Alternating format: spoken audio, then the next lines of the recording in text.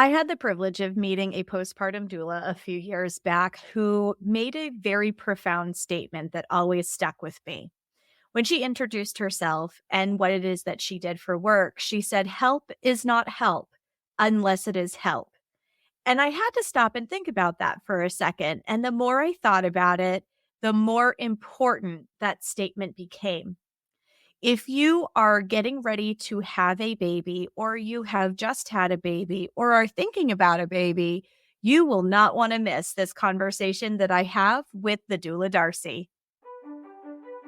Hi, I'm Adrienne Irizarry. I'm an Eastern medicine practitioner who is passionate about women's health and helping women live their best lives. My goal is to put you in the driver's seat of your menstrual health, offering period solutions for a symptom-free life. Statements made in this program are for educational purposes only and not intended as a substitution for medical consultation or advice. We do not claim to diagnose, treat, or cure any diseases. This podcast is inclusive and welcomes all gender identities. The focus of the program is on biological function, and we will use the term women throughout, but it is referencing physiological and social challenges for biology, not identity. Come as you are, I am happy you're here and welcome all performances of identity. I hope you find something helpful in this show.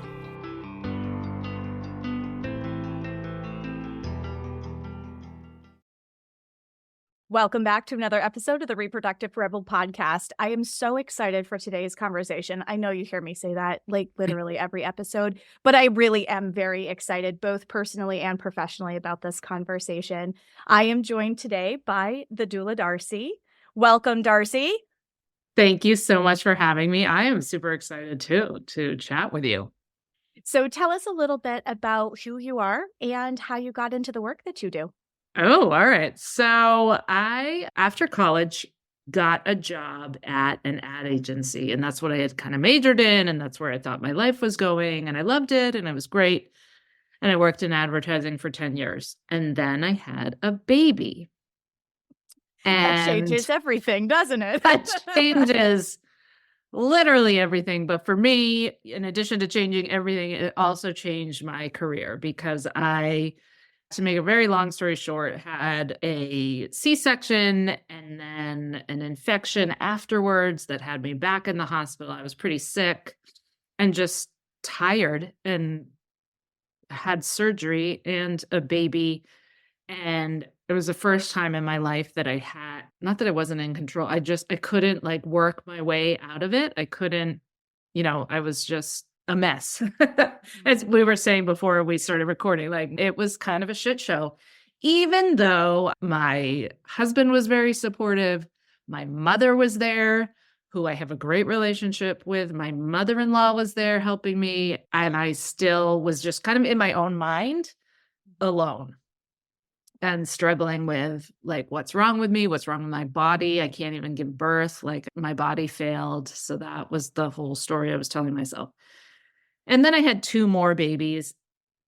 I had 3 babies in 4 years, 3 C-sections in 4 years. So I was depleted, doesn't even begin to describe how I felt.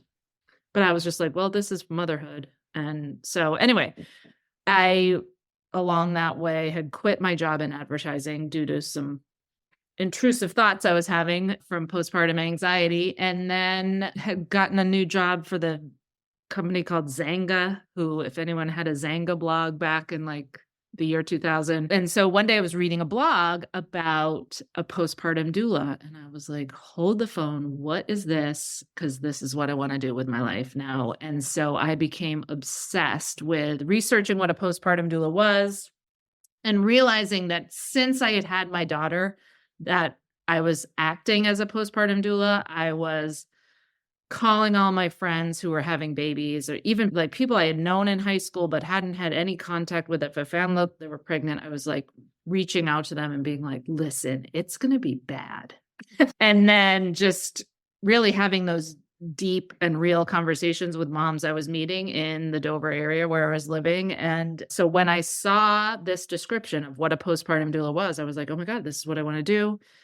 And then from there, very soon after, a postpartum doula training came along in Boston, which is about an hour from where we live. And I did my training, I got certified, and the rest is history. So I've been a postpartum doula now for 14 years. That was 14 years ago.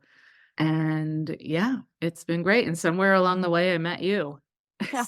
Yes. Yes, in the birth community, Yeah. because I'm really passionate about healthy and empowered birthing, healthy and empowered recovery afterwards, and that was how our paths crossed initially. Mm. I have admired Darcy's work from afar and up close, honestly, because we travel in similar circles. But I really wanted to have Darcy on the program today and have a conversation today about what doulas are, what they do. Honestly, they really are angels among us. And Mhm. collectively, there's a lack of information about what this amazing profession is, what it does, and the incredibly important role that it serves in people's recovery process after they give birth. So, if you wouldn't mind talking a little bit about what a doula is and the differences between a birth doula and a postpartum doula.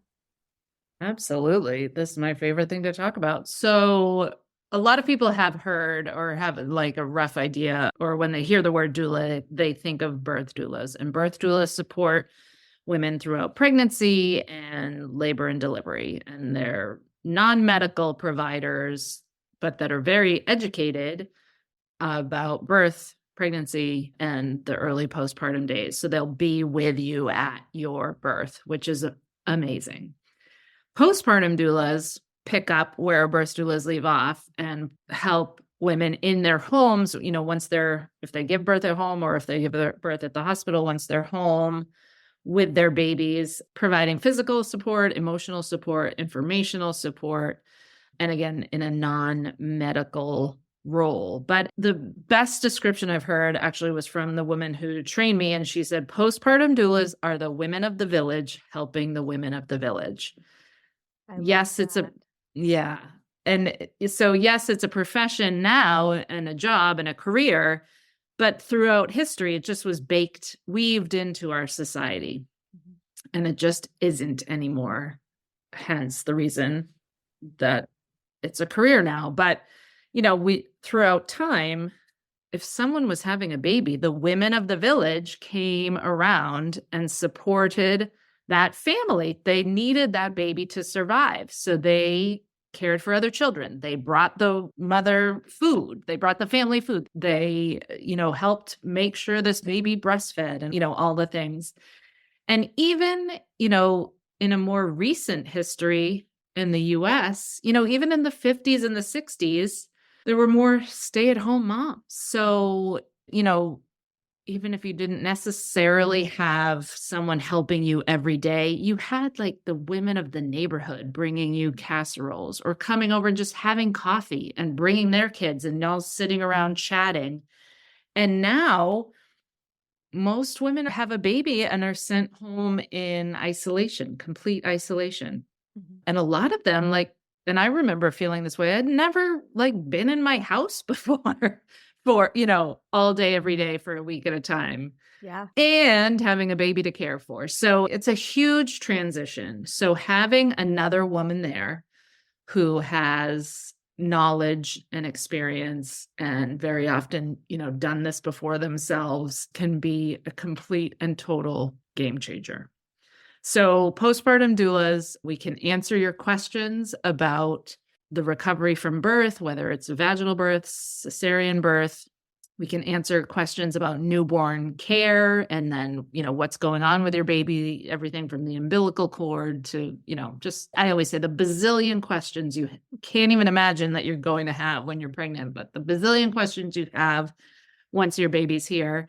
And then helping with feeding, answering all those questions. But then also, we're looking at the whole family. So helping with making sure parents are staying hydrated, parents are eating good, healthy food and not surviving on just granola bars and chips. And then also tackling laundry, dishes, tidying up, just keeping the household running, caring for older siblings, whatever needs to happen that day to help. What I always say is to help mom enjoy this the most and, heal, rest, recover, and bond with her new baby. I love that.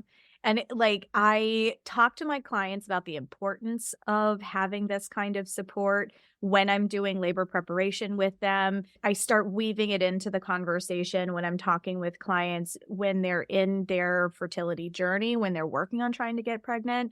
But a lot of people don't realize until they've given birth and they go home with this little person, or they're at home with this little person and they go, oh, wow, that's what she's talking about. Yes. Well, and I feel it's such a common phenomenon, and I 100% did this when I had my daughter.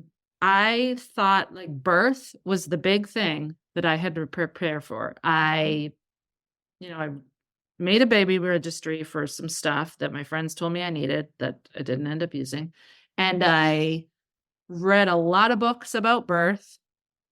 And then she was here, and I remember just holding her and being like, oh my God, I have no idea what I'm doing. And I didn't prepare for this at all. And I hear that over and over and over again with my clients.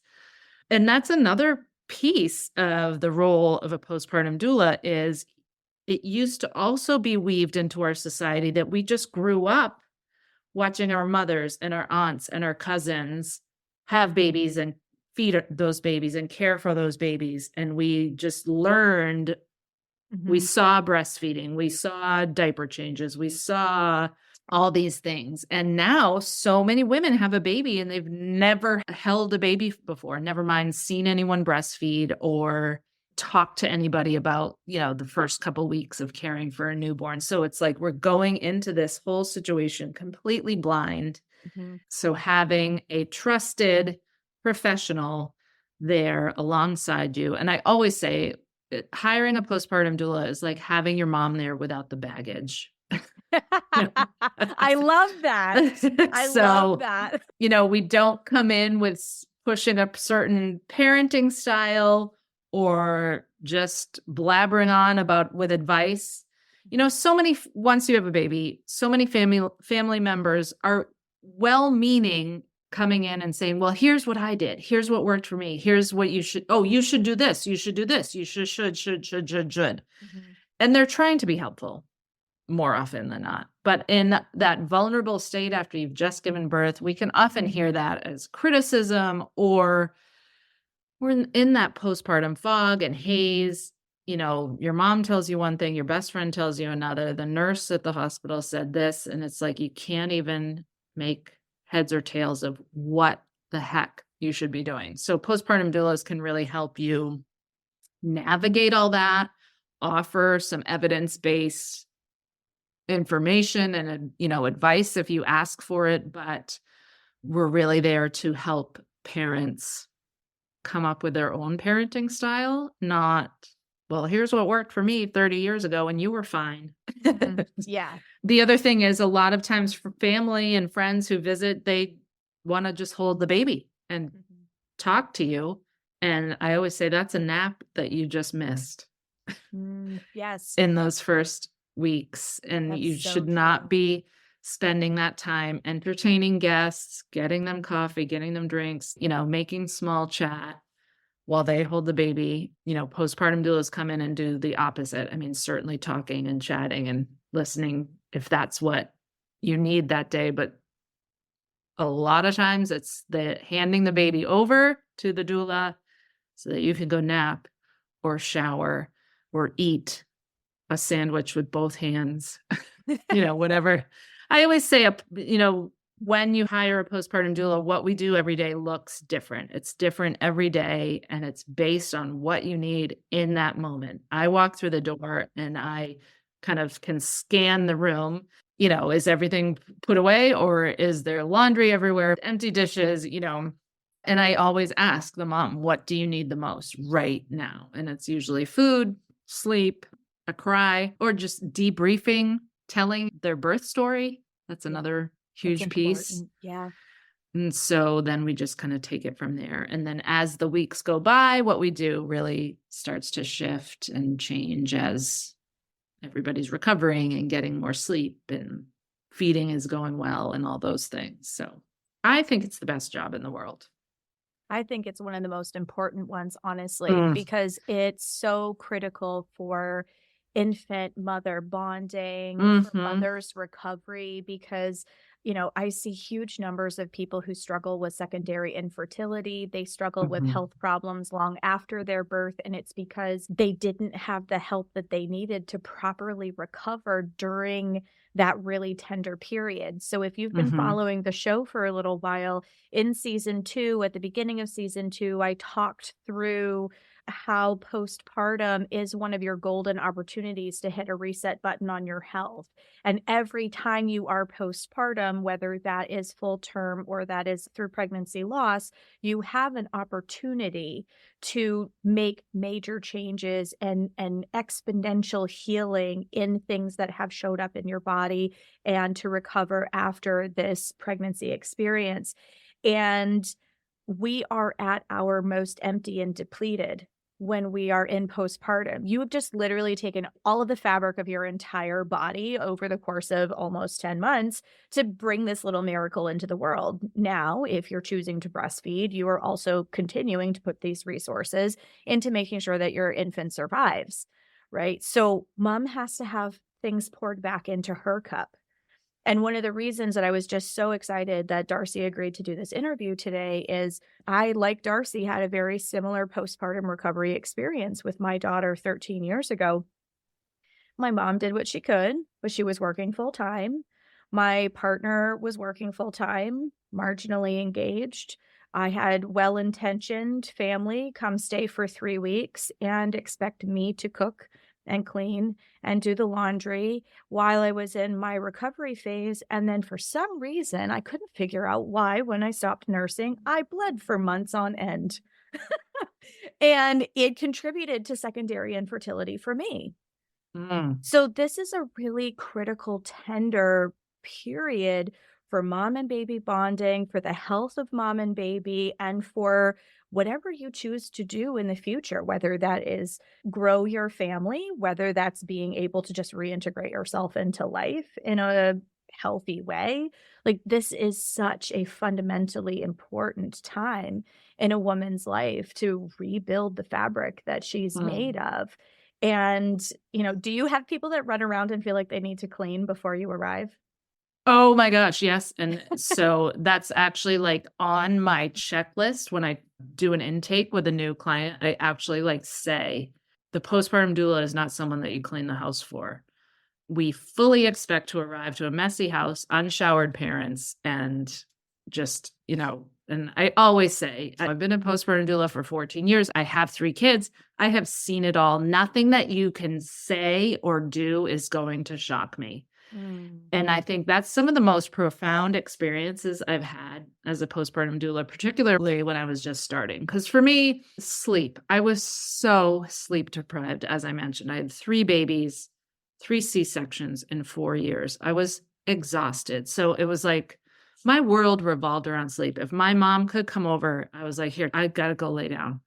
And I just daydreamed about ways that I could lay down. So when I first became a postpartum doula, that was my big focus was, and lots of moms were like, no, I don't need to lay down. I don't need to rest. I feel fine. And that, sleep is so important and so fundamental to what a postpartum doula does. But also what I have found that most new moms need from their postpartum doula the most is just reassurance that they're doing a good job and that everything is normal. And I can see it on my clients' faces when they're, telling me about the triple feeding that they're breastfeeding and then they're pumping and then they're bottle feeding or they're doing this or the baby made this noise and what does that mean and da da da da. And I listen to it all. And, sometimes it's 1 minute, sometimes it's 2 hours of them talking and then to just say to them, this is all normal. Because we have no frame of reference of babies and the postpartum time period, we don't even know if something's majorly wrong or not. So when your postpartum doula comes and says, no, this is all normal, like, yeah, dirty diapers everywhere, dishes piled up in the sink, your baby won't stop crying unless you hold him, like, this is normal. I see this all the time. It's kind of like doulas and midwives who sit on their hands during labor. You know, they're not rushing around. They're not acting like it's an emergency. I remember being in labor and being like, and everybody was just sitting around. I'm like, what? I remember feeling like, oh, if they're not worried, I won't be worried. You know, it kept me relaxed. So postpartum doulas, it's the same thing. Like in the chaos of the newborn time, when you feel like your world is spiraling out of control, when a postpartum doula shows up and is just smiling, chit-chatting, you know, oh, this is all fine. This is all normal. You're doing a great job, mom.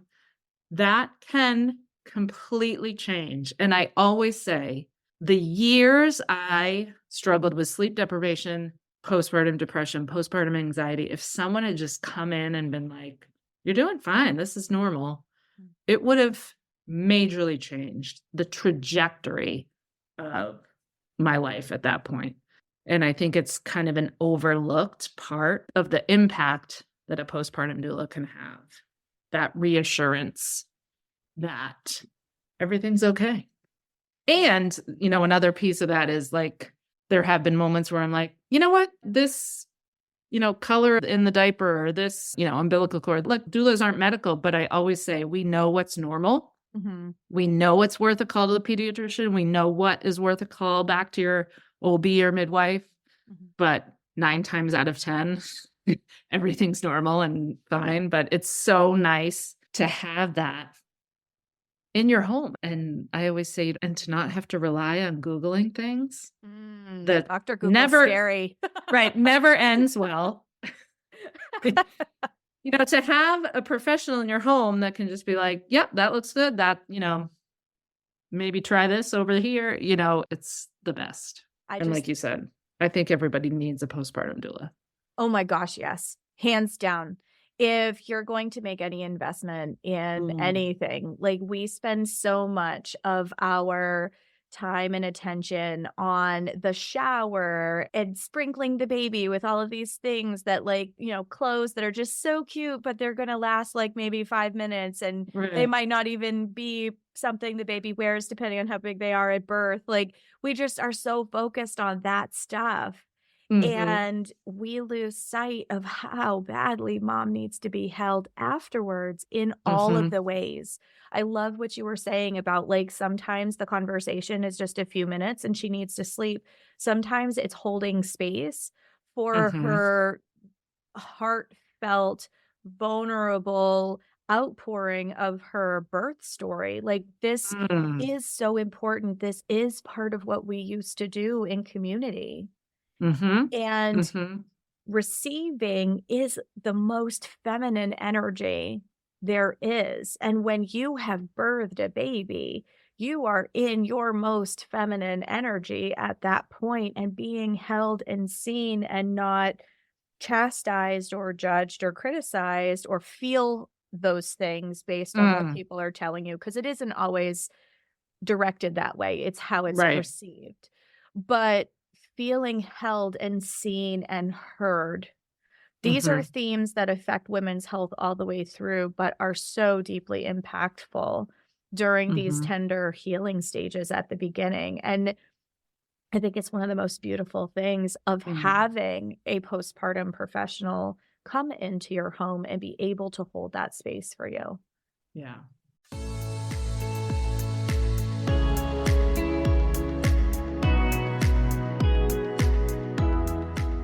Are you interested in sound healing and wish to use it for self-care in the comfort of your own home? Join me for Relax and Restore, a sound healing course to ground, relax, and support your body. In today's world, we are pulled in too many directions, feeling overwhelmed and overscheduled much of the time. What if you had a quick and easy way to help your body relax when experiencing anxiety and maybe just unwind at the end of a crazy day? Join me for the upcoming Relax and Restore class offered both in person in my office in Dover, New Hampshire, and online through Zoom, and learn how you can use sound to relax and nourish your overtaxed system and feel replenished to take on another day. Details about the upcoming class are available in the show notes. And now, back to the show.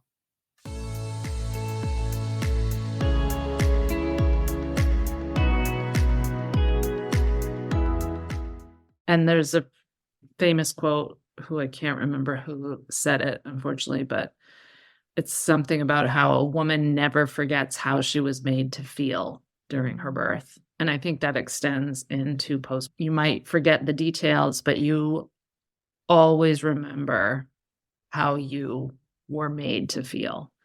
And if you're trying to share your birth story and people are, oh, this could be a whole other conversation. Maybe we should do it. You know, one thing for me was I had a C-section.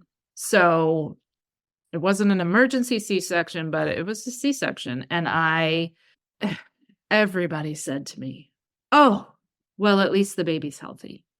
But you're here and you're both healthy. Even my doctor said to me, 100 years ago, you both would have died.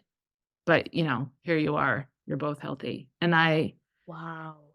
And that's one of those things, like you said, she was trying to make me feel better. I think she was trying to make me feel like that the C-section was definitely necessary, but it's kind of that thing, like, don't talk about what happened, or the underlying thing is don't complain about what happened to you. It's like the only acceptable thing for you to say is to be grateful that your baby is healthy and that you didn't die. And anything else is just, if you start to say something that people come at you with well, at least she's here, she's healthy, and you're fine now, and it's all good, and that's in the past. And it's like, let's brush that under the rug. But it is so necessary and important to talk through that experience, trauma, and the good, the bad, and the ugly, and both of it. Like, yes, obviously you're grateful that you survived and that your baby is healthy.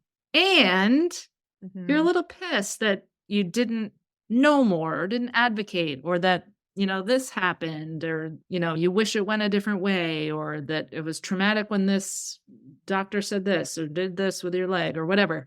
Feeling through all of that, talking through all of that is so necessary. And without anyone shooting you, cutting you off, or, so postpartum doulas are trained to truly listen and reflect back to the mom, what they've heard and seen. And like you said, that is just something that is so important. Like, it has lifelong importance. It does. For sure. It absolutely does.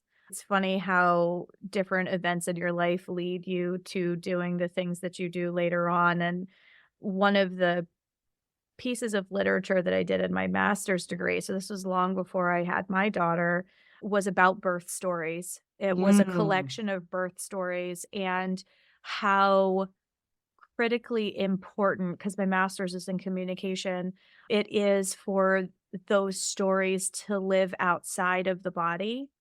And that this was part of the rite of passage in many cultures earlier on, right? When we used to live more in community and hold this kind of space in community, and how isolating, like you mentioned before, it is when we don't have an opportunity to share these stories. And then I see it from what I do as a holistic women's health practitioner later on in their life. It mastitizes its energy, and that we hold usually in our reproductive system, right? And it manifests itself as disharmonies later on, because this energy really does need to move. We do need to be heard. And collectively, women haven't been in a space where they're seen and heard and held in a safe way to have their voices expressed. Like, if you think about things historically, like if you were one of these birth keepers, or you were an herbal wisdom keeper or something like that, you were ostracized. In some cases, you were killed. There's a really dark history to some of this work. And it does end up playing forward in terms of ancestral lineage, right? Like what our bodies remember. So we don't always feel like we can share these stories. And then when we get shut down trying to share these stories, it just further creates a bigger snowball. So I Mm-hmm. think that it's so beautiful that one of the things that a postpartum doula does is hold space Mm-hmm. for that birth story to be shared. Oh, yeah. It's a big, big thing. And I started to say before when I was first starting out, I was in my head focused on like, okay, I have to make this mom a sandwich to make sure she gets a nap. I got to throw in a load of laundry. There's dirty dishes. I want to run the dishwasher. But some days, some moms, sometimes the best thing I could do was spend a 3-hour shift sitting on her couch, just listening. I mean, yes, it's part of our training, but also it's very weird to think I'm getting paid. And it's like, I'm not doing anything. I'm not, and this is like the American, your worth is what you produce. I was like, how can I get paid, for just sitting here, listening to her talk? I didn't accomplish anything. And yet, at the end of the shift, the mom is lighter, smiling. She's happily writing me a check. There's no question in her mind that this was a well-spent time or whatever. So that's been really neat for me over my 14-year career to kind of, in the beginning, I was very much do. And now I'm much more, oh, the dishes, that'll happen. But let's sit here and talk and listen. And, that's kind of shifted for me as the most important thing. And if you really think about it, you're not doing that with anyone else.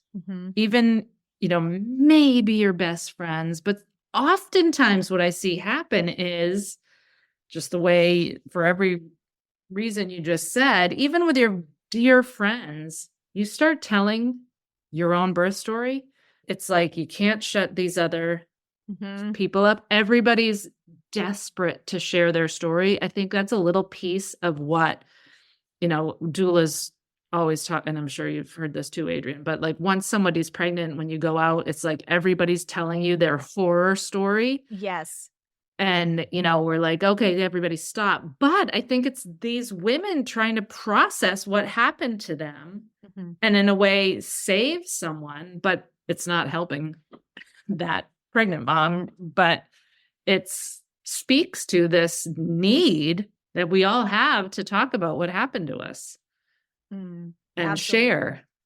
Well, I mean, in pregnancy in and of itself, like, can be a little bit of an isolating experience because if you aren't in community with other women who are going through it, and even just being in the confines of your own family unit, like, this can be an entirely new experience because you're so focused on all of the changes that are happening rapid fire inside of your body.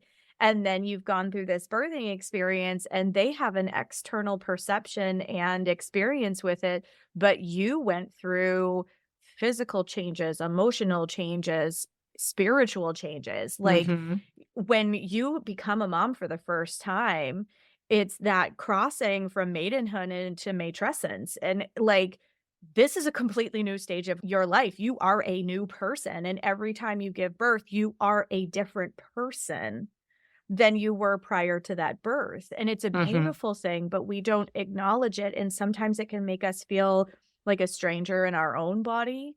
Sometimes it can make us feel like a stranger to other people in the world around us. And everything that happens inside of your body when you aren't with others that can identify with that, that can be a very isolating experience.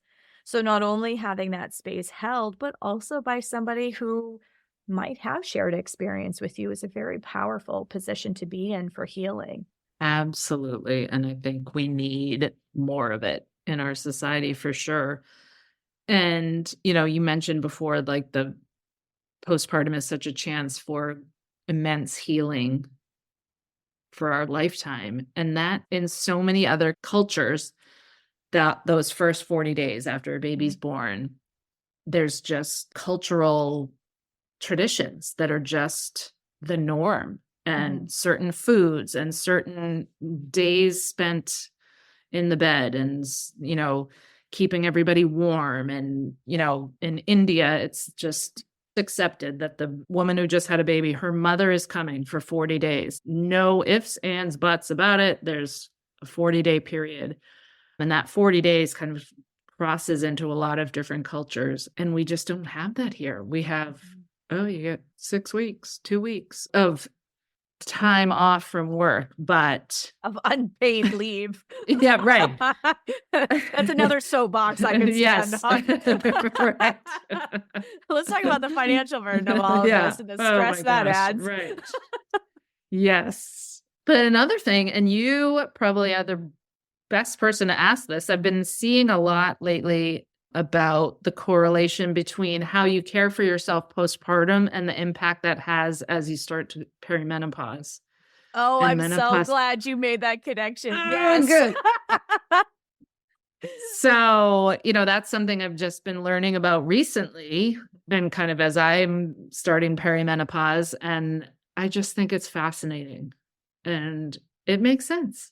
It is. It's huge. It's huge. And how we care for ourselves in the postpartum, because you can experience postnatal depletion up to 10 years after you give birth if you're not intentional and mindful and very supported.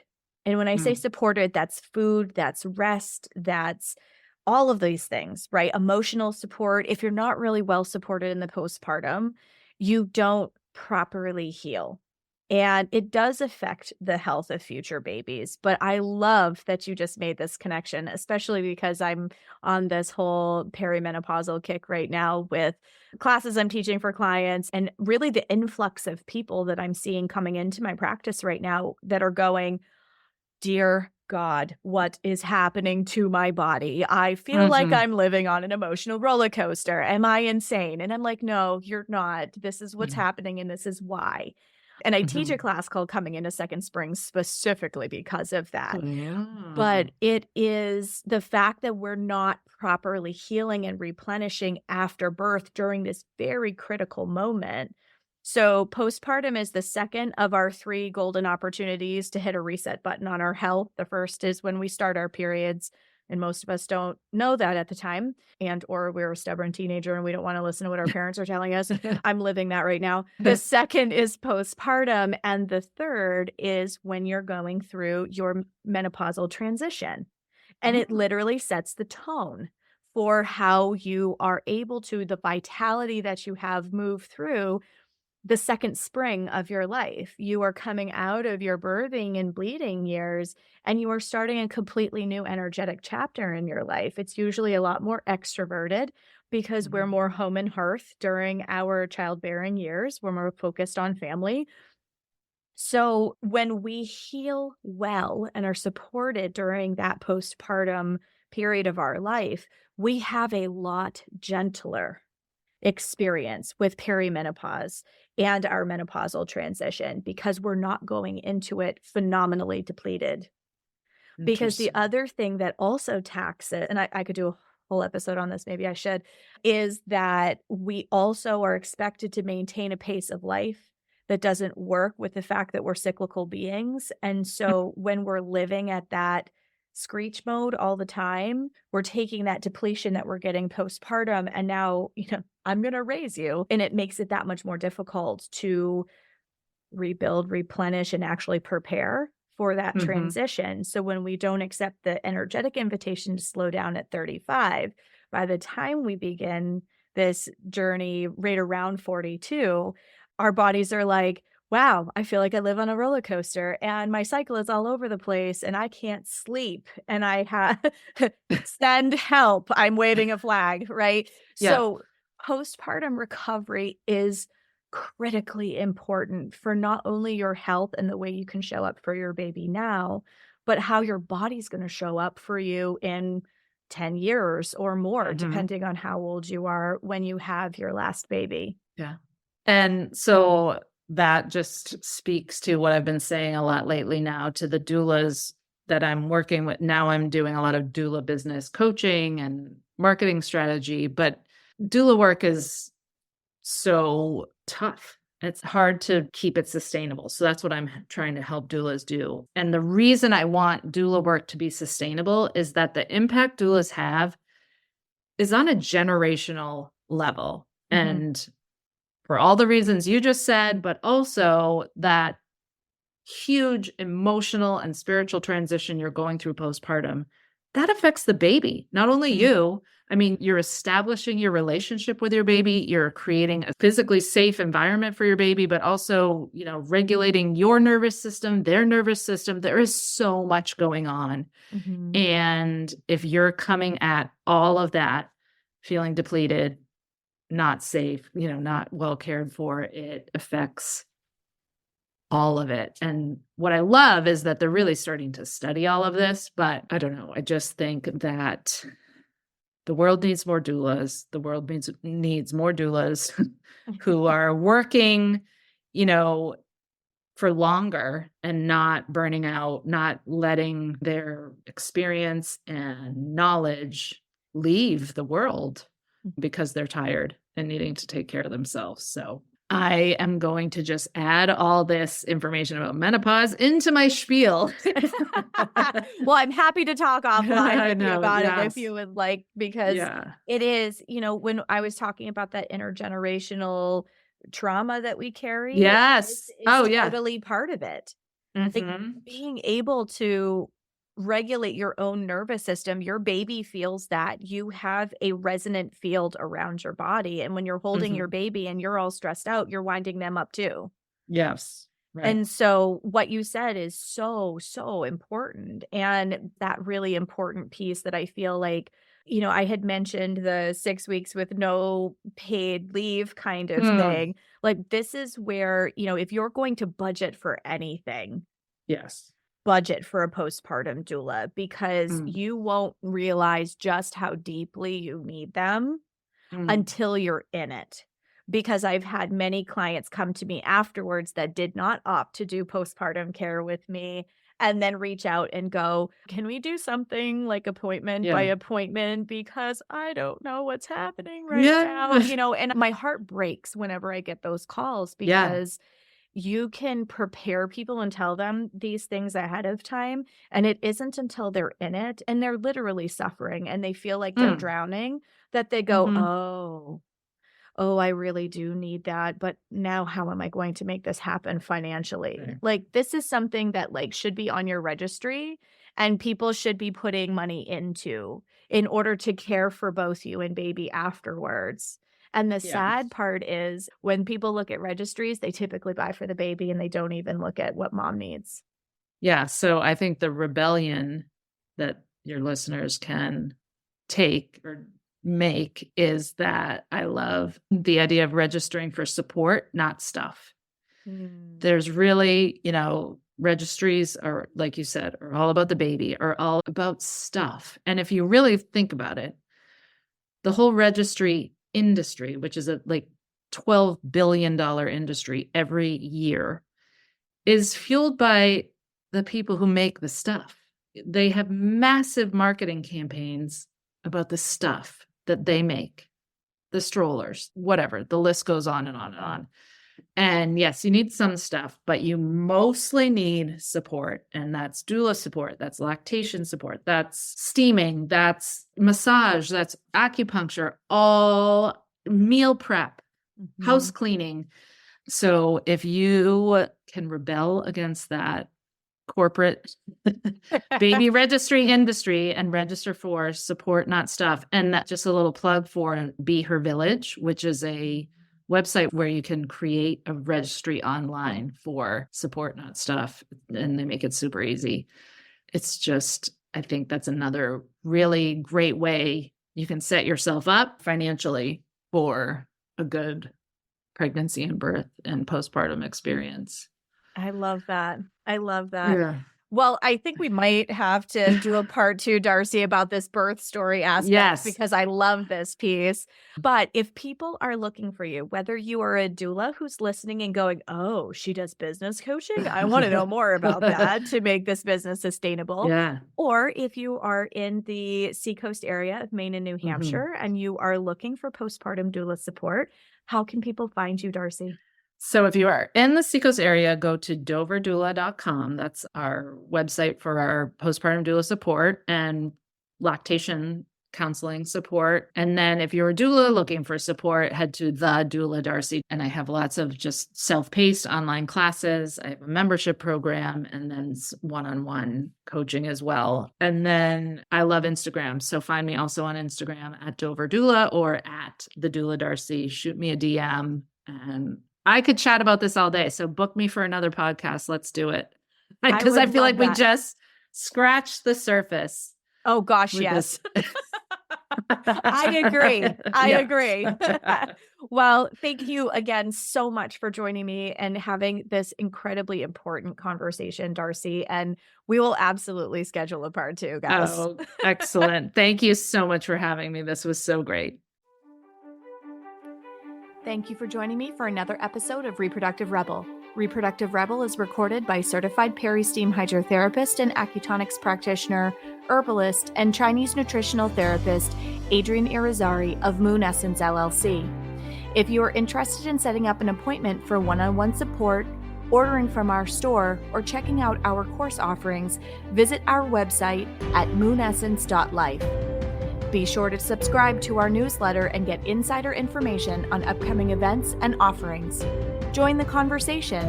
Like and follow us at MoonEssenceMe on Instagram, Facebook, or LinkedIn. Your voices make this program possible. Thank you all for your continued support.